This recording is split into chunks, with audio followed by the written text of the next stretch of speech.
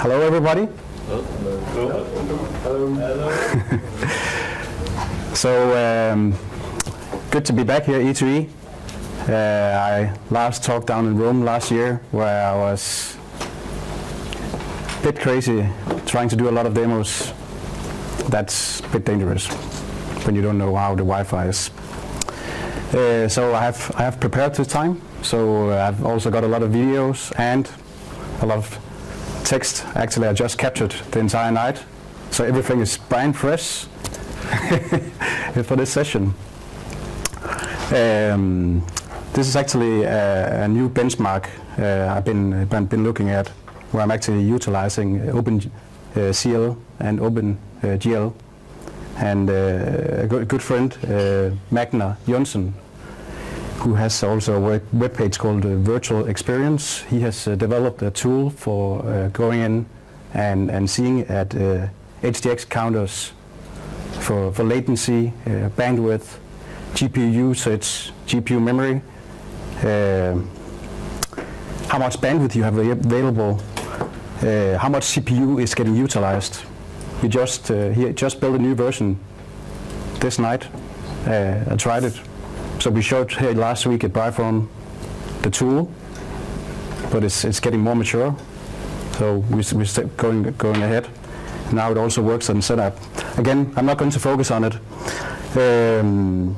but it's some really cool stuff. So in this session, what I have here is, to be honest, this is really a lot of work from I've done in this one.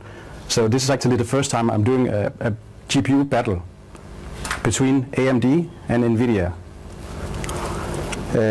with XenApp and XenDesktop.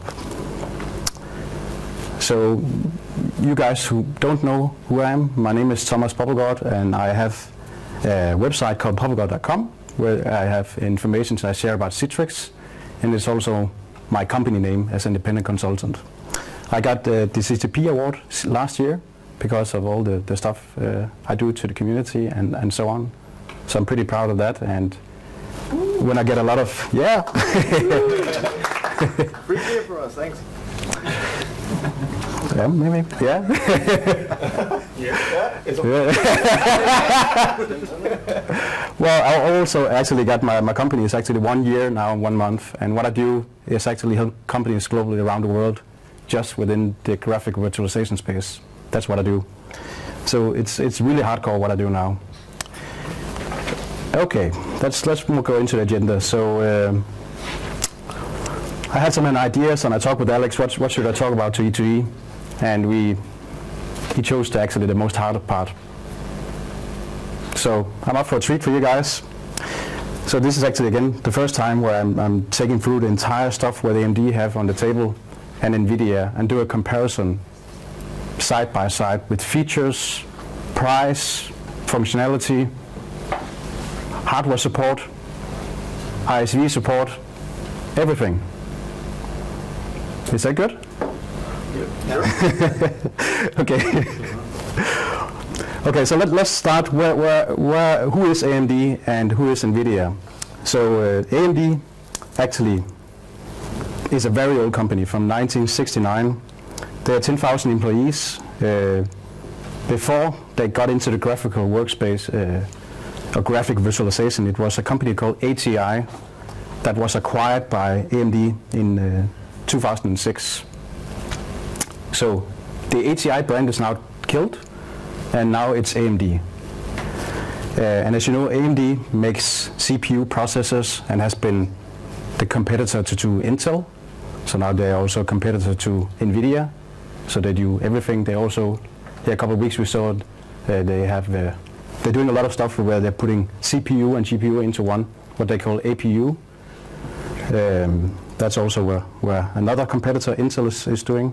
And then we have Nvidia, which is also the big company, well, the leader in this space, where they have actually about 8,800 employees.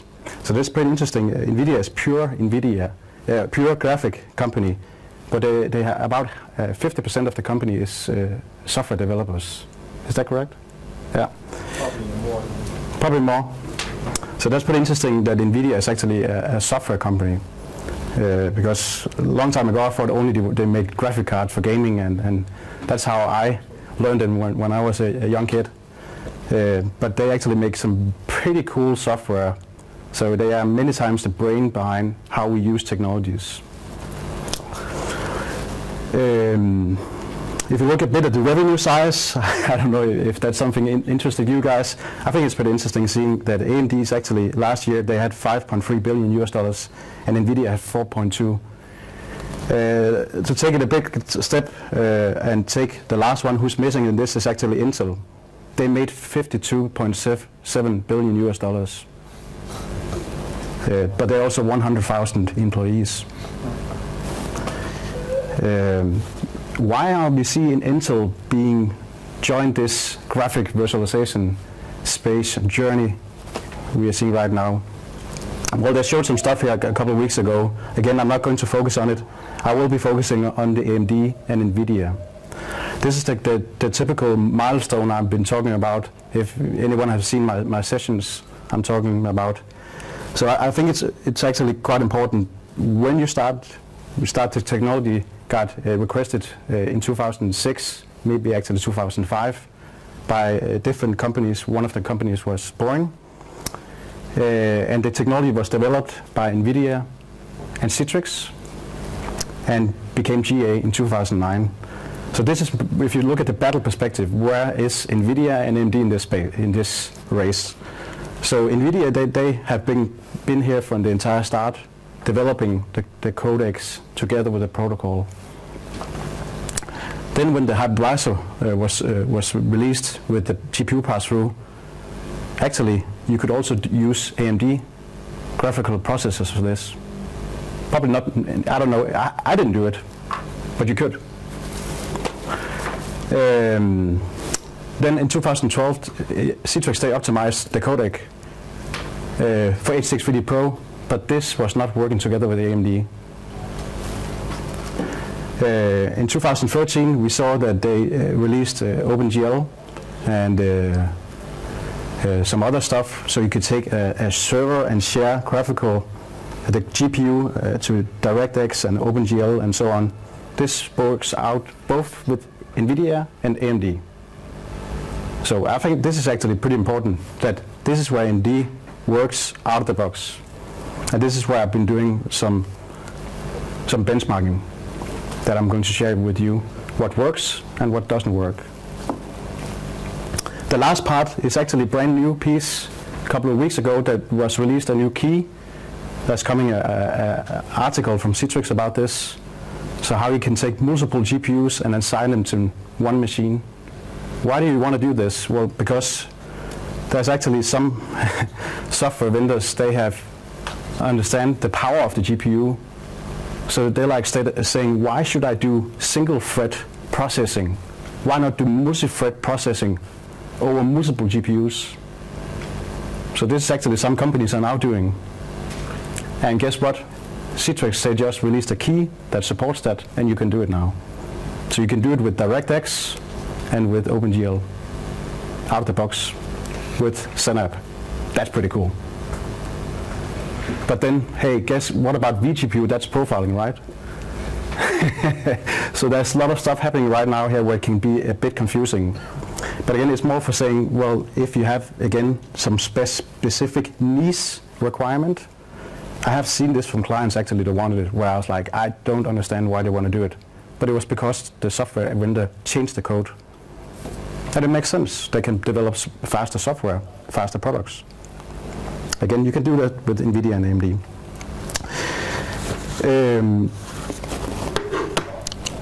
How many people in here just know what DirectX, OpenGL, WebGL, OpenCL, CUDA node? Hey, can I see hands? Okay. Okay, so very shortly, DirectX, OpenGL, and WebGL, that is for graphic utilization. I think just very simple. I don't want to go into that. OpenCL and CUDA, this is computation. So this is for processing. Imagine an Excel spreadsheet, a lot of numbers, create an API, and just super fast get that process. That's what you do in this compute language. So OpenSIL is an agnostic compute language that works together with Intel, Nvidia, and AMD. In Nvidia, they have their own compute language, what they call CUDA. There's also something they call CUDA cores, which is processing cores for the CPU. But again, why now we're going to go really deep inside. These 5 things are actually pretty important to look at. I'll try to help you guys how to understand when you need it and when you probably don't need it. So how do I actually start? Which kind of GPUs? Do I choose Nvidia GPUs, Quadros? Do I choose Tegra?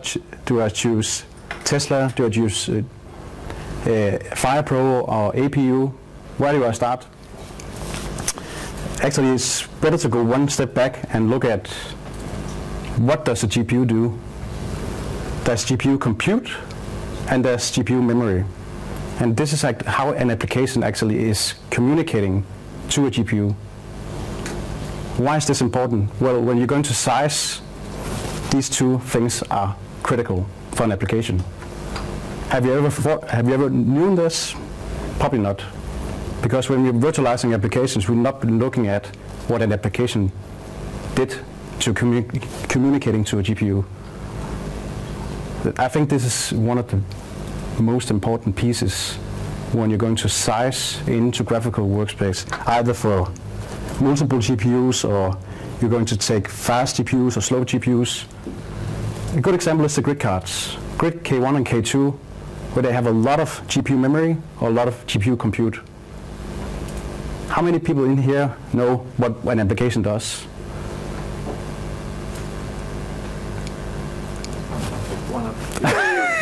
This is brand new. How many people knew when an application is talking to compute, GPU compute or GPU memory? When it does, so when you have a laptop, it has a GPU processor.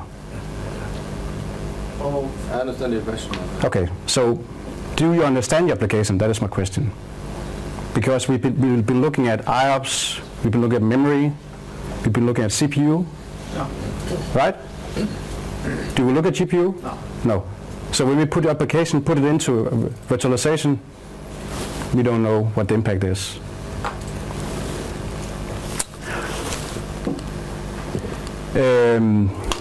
This is a comparison where I have taken actually the K2 to the left with a VDI workload, Windows 7, and the other one is 2012.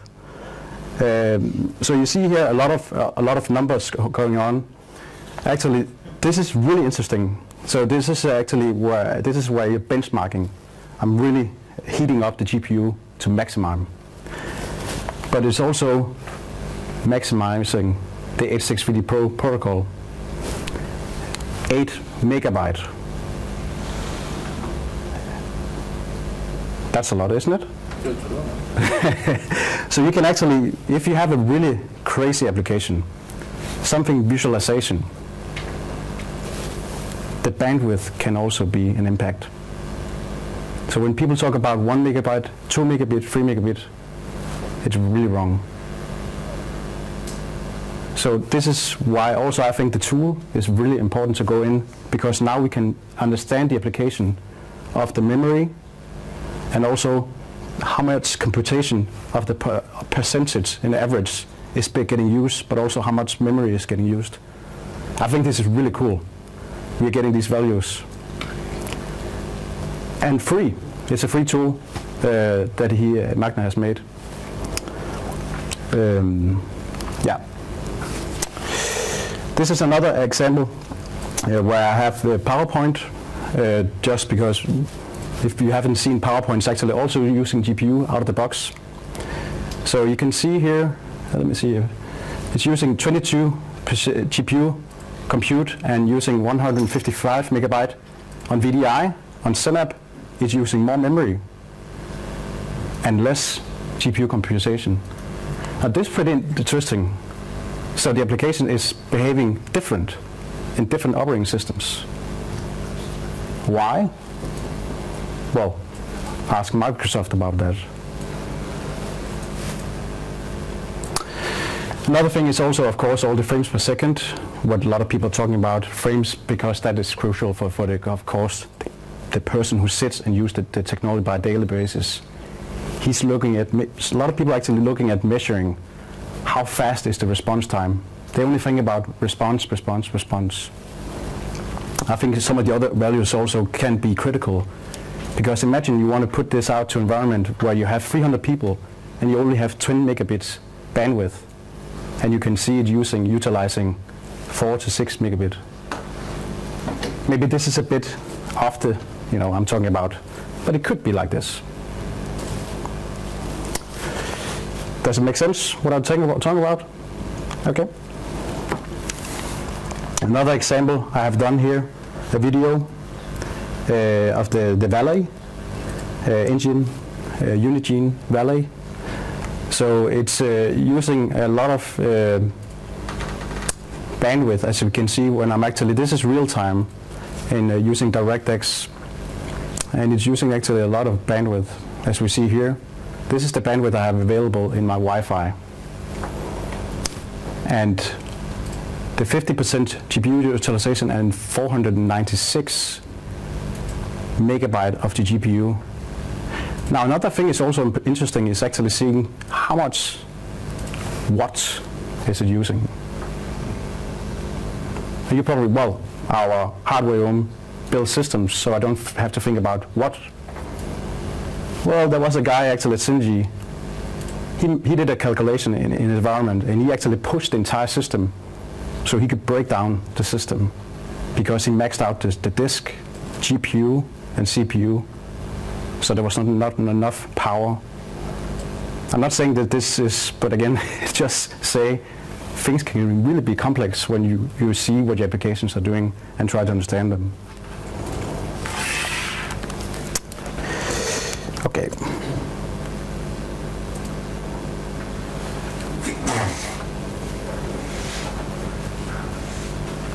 So this is a new demo Microsoft have made. It's called FizzGL.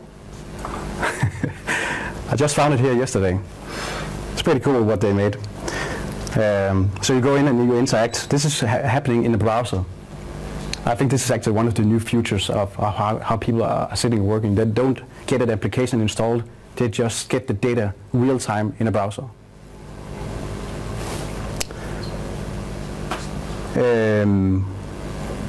Anyone disagree with this? I know this is a graphical demo, but can you imagine a 3D application or video? You don't have to install gigabytes of huge data. You just get the application. I think that will come. It's coming. I think Xbox is going to go that way as well, right? So you have to buy expensive hardware to set your TV. Hardware will be in Azure cloud type thing. Yeah. Stream the images over the wire. On Steam you can play games. Exactly. Simple computer, and then it will be rendered in the farm. And also the Nvidia. I think we're getting closer and closer to the future. So it's pretty interesting. I've seen also some other experiments where Google, together with Lego, have created a world of Google Maps real time, so you can create Lego in a browser. Yeah. Did you test the home mode of Steam? You should do this. Which one? Home mode of Steam. In-home streaming, I think that's the real problem. Okay.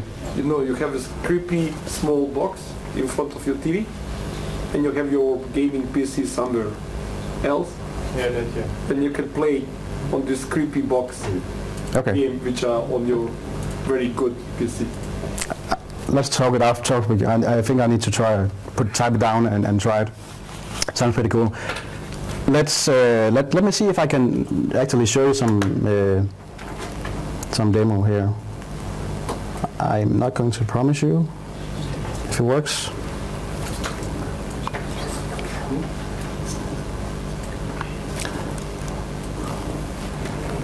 We can also go back.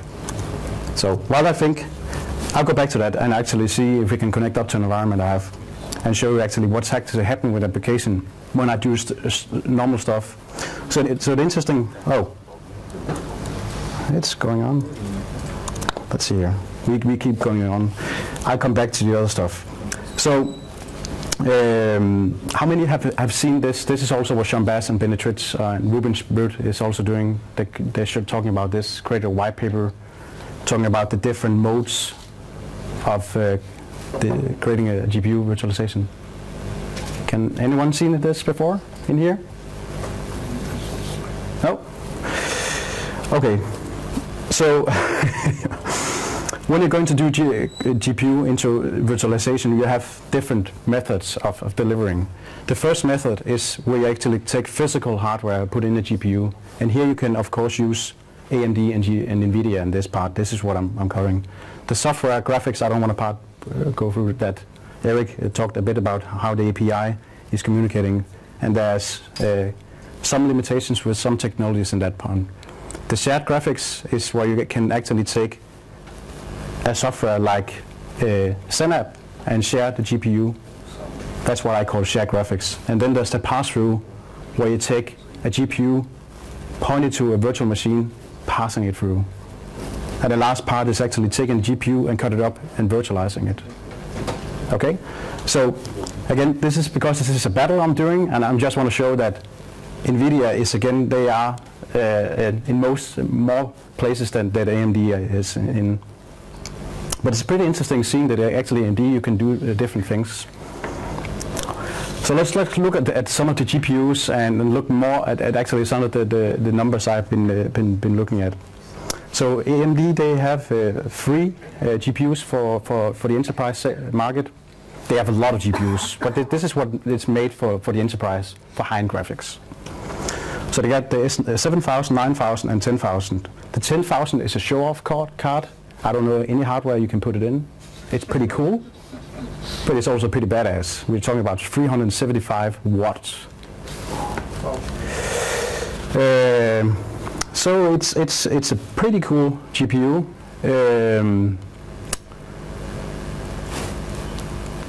It's actually pretty big. It's bigger than the grids. So also it can be a problem, maybe putting it into some server systems. So it delivers actually a lot of computation, 2 times about 3,000 gigaflops. That's actually a lot. And it has 6 GB of memory. So it's 2 GPUs on one board. So with pass-through technology, you can actually make 2 VMs with each a GPU. But again, the watt. So I don't know any systems where it works in, to be honest. It's pretty cool. What's actually important is actually seeing about the OpenCL, what I talked about much earlier. OpenCL, OpenGL, DirectX, and shader model. So here we have different versions, and we can go back also from 1.0 and all the way up to actually the latest version is 4.4. So AMD is supporting up to 4.2 here. That's what I just want to point out. Nvidia, they have, for the enterprise market, they also have other GPUs which are less. So here I've been focusing on the 4000, the K5000, the K6000, and the K1 and the K2. Now, this is a bit interesting. So if I go big back here, I can see AMD is supporting OpenCL 1.2, which is the latest version. If I look here, Nvidia, can you see 1.2 any place? 1.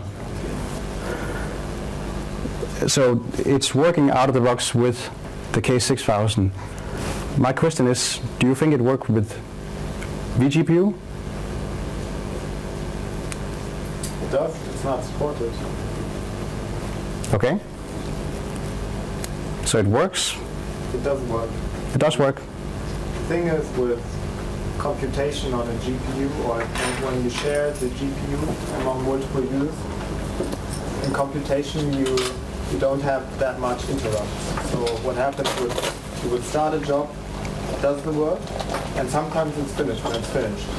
But because in vGPU we're sharing the 3D engine between multiple users, you need to interrupt the person, and you can't do that in computation, really. That's why we don't support it, even though it works. So an application like Adobe Photoshop, actually that's using OpenCL now. Yeah. And it's just been certified for vGPU also, which I think is pretty interesting in seeing. But again, I don't have an overview of applications that are using 1.2, but it could be, if you need 1.2, well, then you only have one GPU as it is right now with the current drivers. So you can use the K6000 GPU. You can't use the grid cards for that. But it's nice to see that actually Nvidia is supporting 4.4 through the entire stack. When I talked before about the big GPU they also have in AMD, actually this is pretty close. I think this one, and probably also the Grid K2. So if you look at more competitive view, it would be the K2 as I see it with the flagship that AMD have. And this is a lot of different numbers, but it's also again, why do you need computation or do you need memory? And before you don't know, if you don't know your application what you need, well then it's going to be pretty difficult finding out which kind of GPU you want to use. I took it a bit more step further and said, what is the price per GPU? So this is pretty interesting.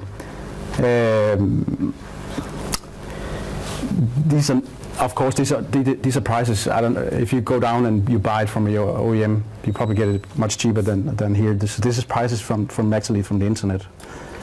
So when I look at prices from AMD, so the S7000 GPU cards is actually delivering a lot of. It has 4 GB memory and 2,400 gigabyte flops, and it's only $1,000. That's pretty cheap. If I could take one with 4 GB, that's a K5000. That has 2,100. It has a bit more or less. We see here, but that's $2,500. Why is nobody using AMD? That's a good question, isn't it? Same as processors. Okay, so let's. I just want to put it into mind. Again, I will share this so you can look in it. There's a lot of different numbers. So when we go in and actually say, when can I put a GPU into a virtual environment? You have 3 different ways of delivering it. To a Synapse, where you're sharing the GPU, or with the new vGPU, where you can cut them up in multiple virtual profiles. And the last part is where you're taking a GPU, dedicating to a virtual machine. So AMD don't work with vGPU.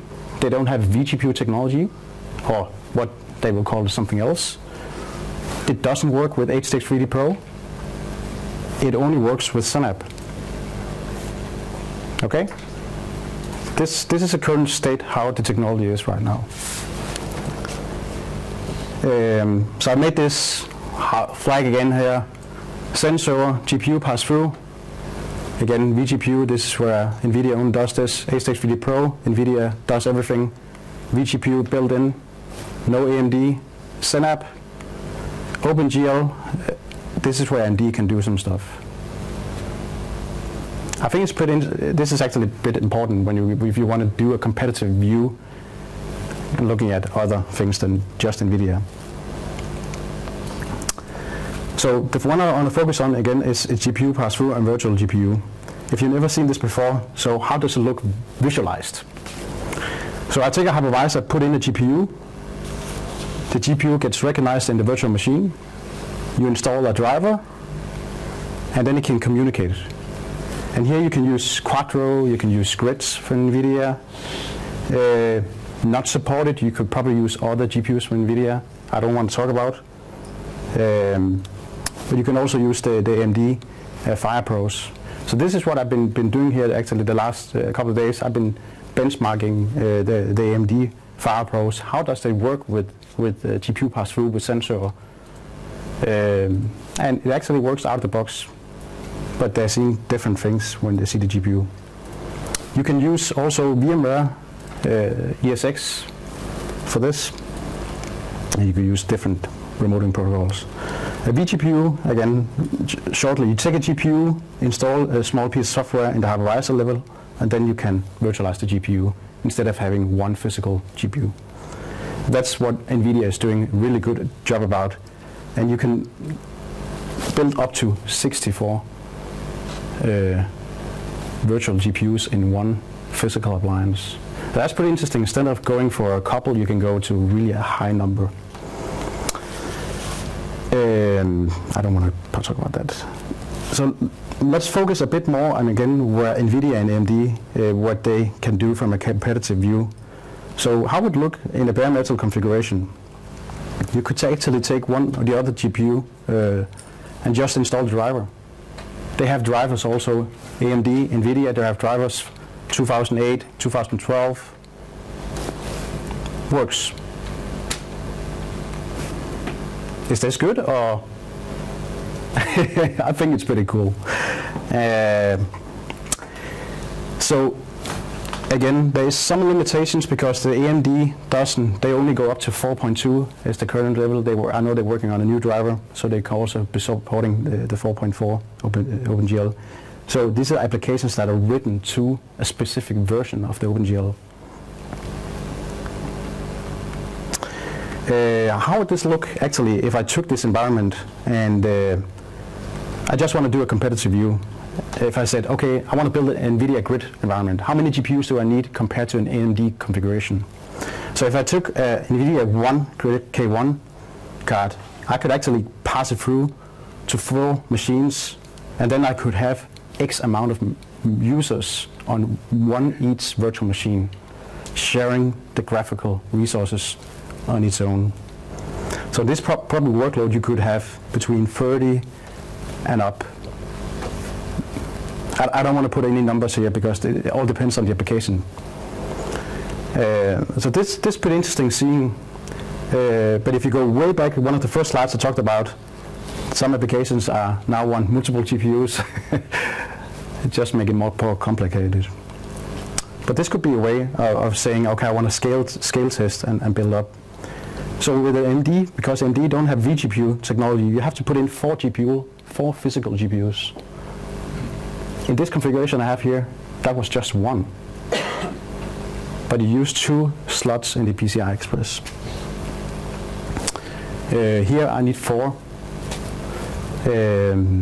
So with the other configuration, I could actually put in 2 grid cards, creating many more machines. So I think that's pretty interesting that you could build almost the same with the AMD, but just a bit different.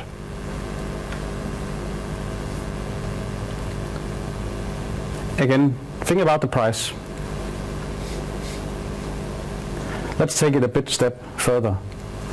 How many OEM can I put these GPUs in? It looks so good, right?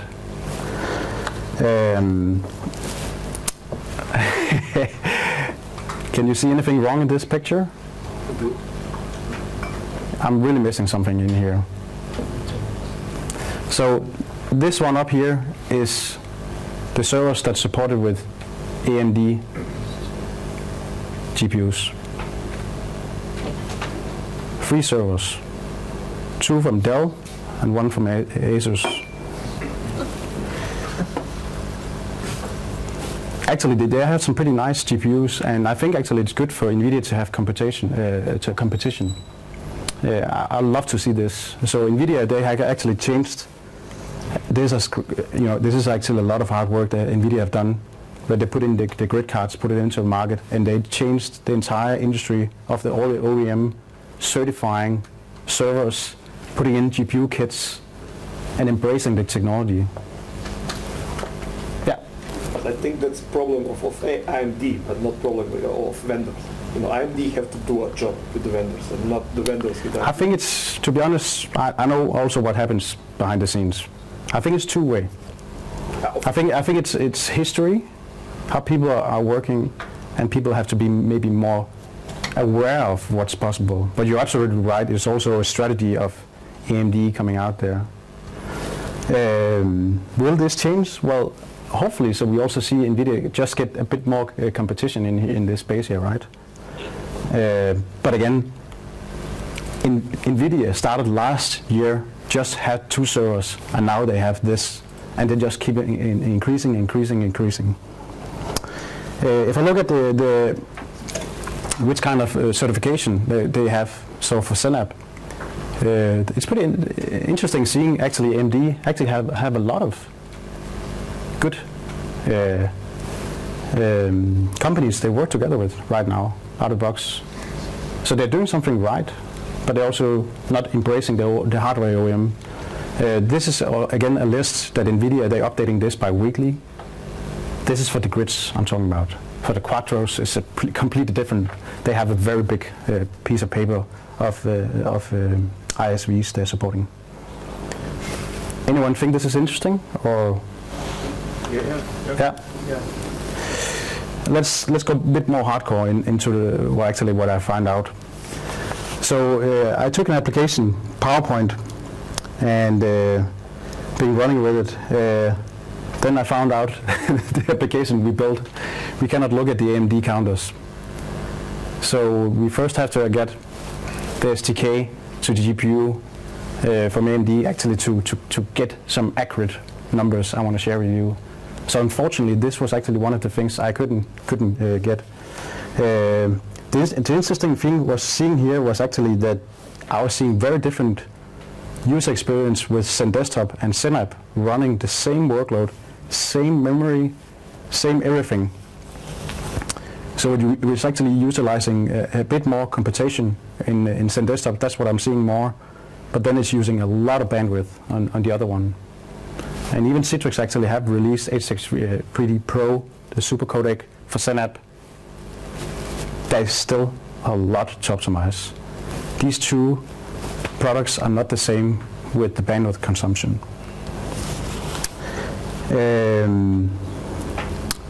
Chrome Fishbowl, it's another product where it's a lot of WebGL traffic that's going on. The interesting thing is also seeing it's actually using a lot of GPU memory, just a web application, and it's utilizing up to 51% of an entire GPU. One user, one browser. That's a lot. Okay, the Turbine. If you've seen Gunnar Berger from Gartner, he used this Turbine demo. So it's interesting seeing that the K1 and the K2s are actually very different how they are communicating. So one is actually utilizing more compute than the other one, and they're using different memory, which has also something to do with the voltage. I'm also seeing actually it's using more bandwidth, the K1. I don't know why this is doing this. This is again something I'm analyzing. I don't want to get somebody why Thomas is saying this. This is something I've been looking at the data, and I'm just want to try showing you what's again. This is some stuff we've never been able to look at, this data. Another thing is actually the frames per second was actually less in Synapse. The 25 where the 30 here, and actually it's utilizing 52% of the CPU compared to 37% of the ZenDesktop with this application. And it's also using way much more bandwidth. So 4.5 megabit and the other one 19.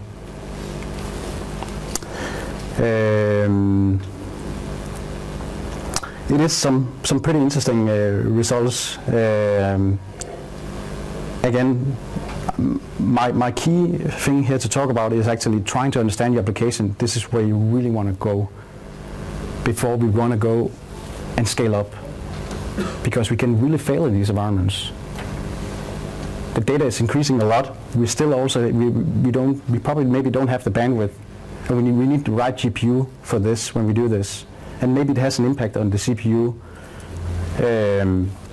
Again, there's software we can do this, where you can do assessment. This is actually a project I've been doing that I showed here last week in Platform, where we took a company and we have actually analyzed all applications for 1,600 users.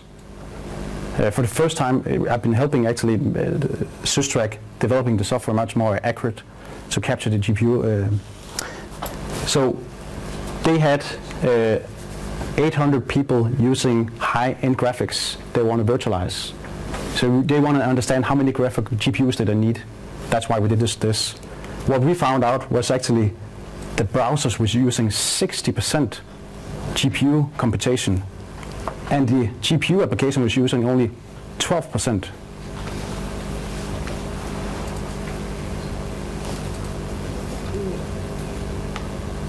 This is a really big surprise for me also. Normal browsers are using a lot of GPU, much more than we know. This is probably why customers have a big impact with CPU is peaking up very high because it's doing software rasterize.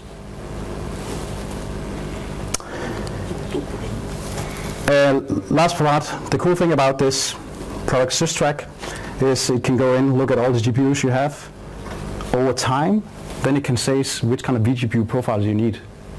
This can actually have a big business decision. So imagine you have to buy hundreds of grids, and if you could just choose one of the grid cards, you know, the cheapest one, or maybe you want to go up to the expensive one.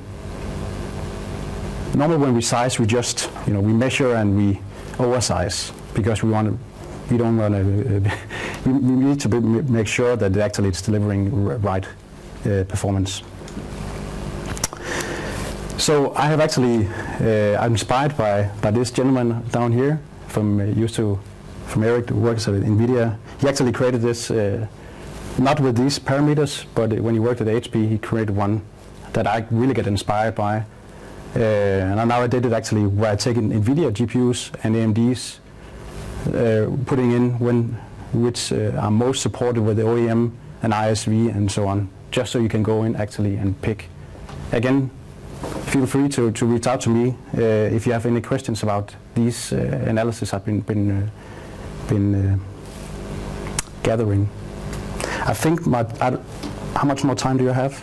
It's done. I'm done? So there's no time for demo? Oh, okay. Thanks guys for listening to what I have to say. Yeah.